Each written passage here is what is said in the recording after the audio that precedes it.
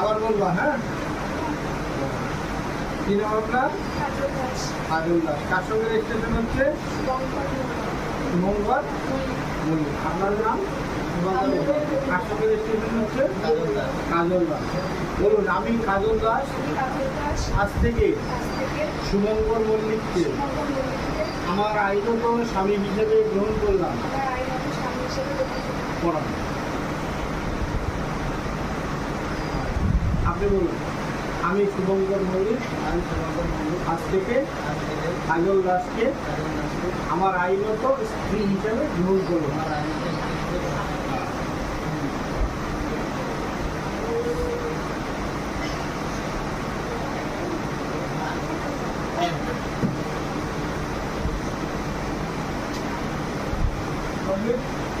আর এই যে